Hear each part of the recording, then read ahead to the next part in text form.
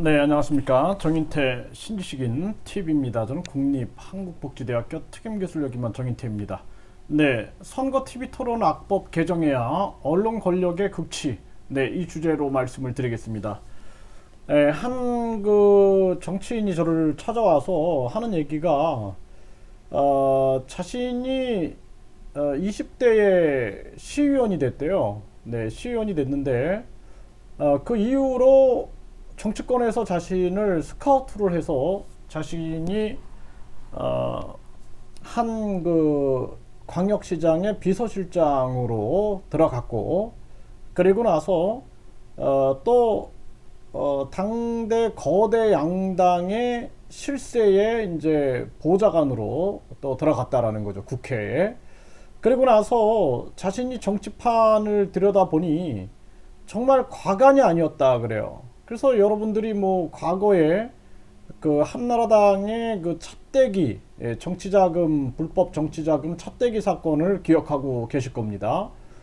그 당시에 그 한나라당 말고 그리고 그 상대방 그 거대 양당에서도 정치자금법 위반이 이제 드러났죠. 그러니까 결국에는 이 정치권이라는 것이 돈의 전쟁을 하고 있고 국민들에 대한 속임수가 끊임없이 진행되고 있다라는 거죠. 그래서 그분이 저한테 하는 얘기가, 교수님, 이 사회의 먹이사슬의 꼭대기에 누가 있는지 아십니까? 그래서 저는 당연히 정치인이라고 생각을 했어요. 그게 정치인 아닙니까? 그랬더니 아니요, 언론입니다. 그러는 거예요. 언론이 한 사람을 대통령 만들 수도 있고, 그리고 죽일 수도 있고, 감옥에 쳐넣을 수도 있고, 언론이 주도한다라는 거예요. 그래서 제가 정말 그런가요? 그랬는데 제가 대선이나 지난 뭐 서울시장 선거나 이때 상황을 보니까 일단은 여론조사에 넣지 않는 행위, 그리고 방송 보도에서 실제적인 연구 결과 여야 관련자들이 830번 나올 때 군소정당 후보들은 아예 한 번도 안 나오든지 아니면은 나왔다 하면은 허경영 후보 같은 경우는 3번이 나왔다라는 거예요. 830번 나올 때 3번 나왔다라는 거예요. 거짓말이 아닙니다. 여러분들 한번 TV 보세요. 보시면은 여야 매일 나오는데 830번 나올 때 허경영 후보 3번 나왔다라는 거예요. 이게 기사에 나왔다니까요. 제가 만들어서 하는 얘기가 아니라. 그러니까 이 정도로 우리는 이 언론이 모든 것을 쥐고 있다라는 거예요. 그래서 이제 언론 주권혁명이 일어나야 된다. 이 언론 주권혁명이 어디서 일어나냐? 유튜브, 네, 유튜브하고 블로거, 네, 블로거들이 이제 일어나는 거예요. 이런 것들이. 그래서 진짜 진실이 가려지는 거죠. 그래서 많은 국민들은 그냥 방송, 언론 방송이 진실을 전해주겠지 했는데 사실상 보면은 진실이 가려져 있는 거예요. 누군가 돈과 권력이 쥐고 흔들면은 우리 국민들은 단체로 속을 수 있는 겁니다. 집단 속임수에 넘어갈 수 있다라는 거예요. 그렇기 때문에 TV 토론 악법을 개정해야 한다. 이 언론 권력의 극치다. 제가 이렇게 말씀을 드리는 이유가 왜 그러냐면은 여기 이제 이런 기사가 하나가 있어요. 네, 그래서 이슈 팩트 허경영 대선 여론조사 5% 넘으면 TV 토론에서 볼 수 있다. 그 여기서 보면은 허경영 후보가 여론조사에서 4.7%가 나오고 있는 여론조사가 있었는데요. 그런데 여기서 무슨 얘기를 하냐면은 이런 여론조사 다 필요 없다라는 얘기예요. 결국에는 선관위가 지칭하는 언론기관에서 지지율이 평균 5%가 나와야 된다라는 거예요. 선관위가 지칭하는. 그러니까 이 선관위를 왜 법조인들이 장악을 하고 있는가?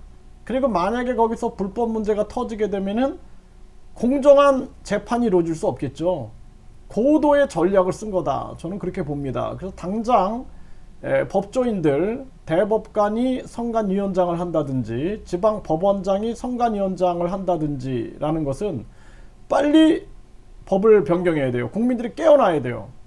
아유, 저한테 비판하는 사람이 있어요. 아니 법원장님이 하시고 대법관이 하시는데 가장 공정한 분들이 하시는데 왜 당신은 자꾸 문제를 만드냐고 저한테 이렇게 비판하는 분들이 계신데, 만약에 거기서 부정선거 문제가 터지게 되면은 이 법원장이나 대법관들이 재판을 공정하지 못하게 막아버리면은 그때는 국민들은 집단으로 솟게 되는 거예요. 그래서 공정한 중도 입장에 서 있는 공정한 민간인이 맡아야 된다라는 거예요. 민간인이. 그 저한테 또 그런 얘기를 해요. 민간인들이 개돼지같이 이 저 우매한 민간인들이 그걸 맡는다라는 게 말이 되냐? 그러면은 이 나라가 민주주의 국가가 아니죠. 그래서 저는 참 저를 비판하는 분들 보면은 참 신기한 분들이 많아요. 아주 기득권 사고에 박혀 있는 거예요. 그래가지고 저한테 항상 하는 얘기가 어떻게 국민 공천제를 얘기하냐 이런 얘기를 하더라고요. 아니, 정당에서 정당 공천하는 게 맞지 어떻게 국민 공천제를 얘기하냐, 우매한 국민들이 공천한다는 게 말이 되냐, 응? 이렇게 주장을 하는 거예요. 그래서 정치는 엘리트들이 해야 한다. 그래서 저는 그런 사람들 보면은 진짜 뺨따기를 후려가기고 싶은 생각이 듭니다. 제가 이런 얘기 잘 안 하는데 진짜로 뺨따기를 후려가기고 싶은 생각이 들어요. 여러분들은 어때요? 제 말이 틀렸다고 생각하십니까? 네.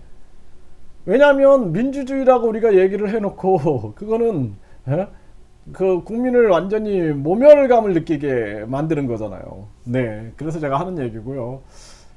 그래서 언론기관, 선관위가 지칭하는 언론기관 해가지고 여기에 보면은 지상파 방송, 그러니까 KBS, MBC, SBS 같은 지상파 방송, 그 다음에 보도 전문 채널, 그래서 연합뉴스TV, YTN, 그리고 전국 일간지 법인, 전국 일간지 법인에 국한된다라는 겁니다. 그러면은 선관위에서 그러면은 이거를 모든 후보들을 여론조사에 넣으라고 해야 되는데, 그런데 이들이 하는 얘기는 뭐냐면은 그 여론조사에 포함하느냐 안 하느냐는 언론 측의 자율이다. 왜 그러냐? 공직선거법에 정해준 규정이 없다. 이렇게 얘기를 하고 있어요. 이런 독소조항, 이런 꼼수를 만들어 놓는다는 게 말이 됩니까? 저는 이것을 국민들한테 계속 알리려고 해요. 매일 방송에서 매일 알려야 된다. 왜냐하면은 이런 불공정한 대한민국에 우리가 살고 있다는 것을 국민들이 반드시 알아야 된다. 이거 빨리 개정해야 됩니다. 모든 이제 선거 이 TV 토론에 나가는 그 TV 토론에 나가는 그러한 조건으로 하는 여론조사 기관들은 반드시 후보들을 다 여론조사에 포함시켜야 된다. 그리고 나서 그 결과를 가지고 TV 토론 여부를 결정해야죠. 언론 자율이라는 것은 말이 안 됩니다. 그래서 법률에는 객관성, 신뢰성 있게 여론조사해야 한다라고 얘기를 하고 있어요. 그렇기 때문에 그 법 간단하잖아요. 문구를 고쳐서 그 TV 토론에 참여하기 위한 여론조사를 실시할 경우 모든 후보들을 다 여론조사에 넣어야 한다. 이렇게 반드시 넣어야 한다라는 것입니다. 네, 그렇지 않으면은 이 언론의 횡포에 선량한 후보가 나갈 수 없는 그러한 일이 생길 것이다. 우리 국민들이 꼭 아셔야 됩니다.